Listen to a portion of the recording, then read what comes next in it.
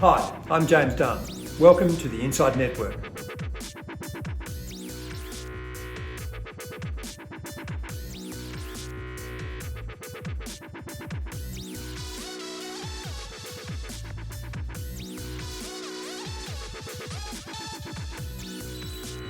Welcome to INDepth, and joining me today is Andrew Canobi, Director of Australian Fixed Income at Franklin Templeton.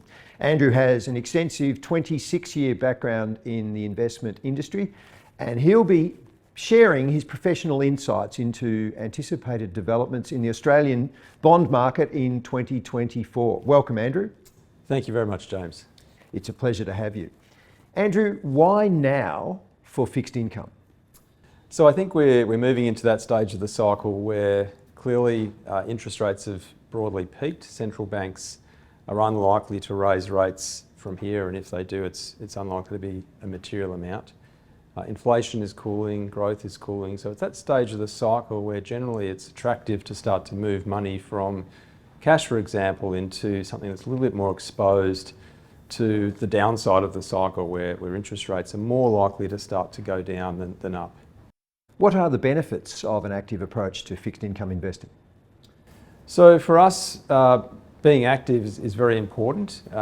Traditional benchmarks are very concentrated in their risks, so they tend to be very heavily concentrated in the issuers that they carry, which is predominantly government related, and they tend to be very long dated in terms of the security profile. So in short, when you're taking a non-active or a passive approach, you're taking a very concentrated position in 10-year government bond yields, essentially.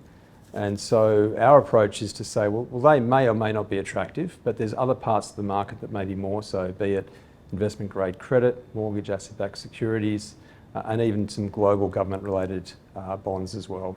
What role does an absolute return bond fund play in a portfolio, and what distinguishes that strategy from other types of bond funds? So the role we certainly aim for the fund to play is to be more of a central anchor for clients that want to take advantage of the bond market. They see interest rates and yields as being attractive. They want to be positioned for some upside if, in fact, we are starting to move to the point where interest rates could start to fall. But they don't want to be all in on the high volatility, longer duration strategies, and they want to have a manager who's got the flexibility to access parts of the market that are going to give a higher yield than alternatives such as cash, but still some defensive characteristics as well. Can you tell me about your investment philosophy and risk management framework at Franklin Templeton? Yeah, so our investment philosophy is very much research driven from a proprietary perspective. So we have a very large global team, more than 130 investment professionals based around the world, and we all work together as one unit to identify the best opportunities for our clients wherever we're building portfolios, and that's very important in a very global asset class. And risk management is something that we do continuously, both at the investment level but also from an independent perspective as well, constantly asking ourselves what are the scenarios that could see things move away from our expectations, spreading our positions very, very widely. We have, for example, more than 200 individual securities in our fund, so we prefer to take a large number of positions than concentrated bets, just to give a couple of examples. What is your outlook for the fixed income markets in the months ahead? So I think we are going to see central banks over the course of 2024 start to move back from what's very, very restricted levels of monetary policy.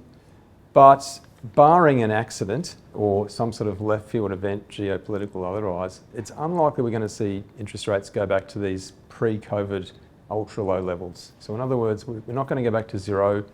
We're probably not going to go back to the 0.75% the RBA was at before COVID. Maybe central banks start to cut with a view to getting down to 2.5 or 3%, for example. Now, if that's where we go in the next 1 to 2 years, and then you start to add on top of that a risk premium, a term premium of some form, you start to think about fair value for bond yields 5-10 years in the sort of 4% area, which is kind of where we are at today. So markets have done a pretty good job at preempting where they think the cycle could go. It does mean that we're in for a bit of a bumpy ride. We're already seeing that in 2024. It's not going to be a linear path upward in price. And I think that just means we need to be nimble, tactical and agile through that environment. Do you have a view on the Australian dollar or the US dollar? So I think the Australian dollar and the US dollar are, to some degree, obviously the reverse of each other in a sense. By that, what I mean is the Australian dollar in the 65 cent area at the moment in part reflects a very strong US dollar, which has been, of course, related to Fed policy, and the macro environment in the US has been very strong. On the other hand, the other factor that we think is impacting the Australian dollar is just the regional outlook, and particularly China, with China looking somewhat subdued, we would say, in terms of its macroeconomic pulse. So we do think the US dollar will start to lose a bit of steam. It's taken a lot longer. And barring China deteriorating from a macroeconomic perspective, we should see a little bit of upside, but it's certainly been weaker for longer than many would have thought. What economic indicators or other events will you be watching closely over the rest of 2024? Yeah, the number one thing for us, both here and in other markets, is the labour market, the jobs market. So we are starting to see inflation cool and moderate, which is very welcome. But we think it's way premature to think that central banks will take that as a green light to cut rates as long as the job market stays reasonably firm.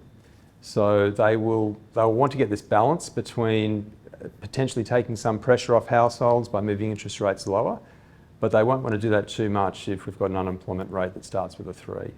And so that's the number one thing for us. And the challenge, of course, with the labour market is it's a very lagging indicator.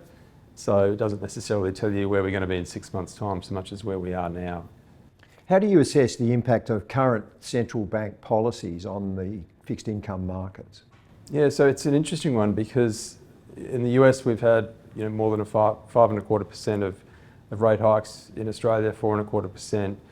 I think most people, almost without exception, if you'd gone back 18 months and said that was what we were going to get, would have said that would have been extremely restrictive. We do think it is restrictive. It has been surprising how resilient economies have been in the face of that synchronised tightening. But we do think, of course, policy works with lags, and so the delays have just perhaps been longer than what might have been expected. So we think it's going to get the job done. It's just taken a bit longer than what we would have thought. Is there anything that you think may surprise markets in the year ahead? So, yeah, there's many things that could surprise us, in short, and I think the unknowns, particularly around geopolitics, we're living in a very fragile environment in many parts of the world at the moment, so that's just something we can't predict. I think the other thing is probably for us, I think we just have to accept that the inflation cycle is different this side of COVID than what it was prior to COVID. So the probability of us going back to this benign environment where inflation is between 1% and 2%, growth is reasonably strong, seems to us to have receded. And so what that means is we're probably going to have a slightly higher low point for inflation in the coming years ahead because of a few structural reasons.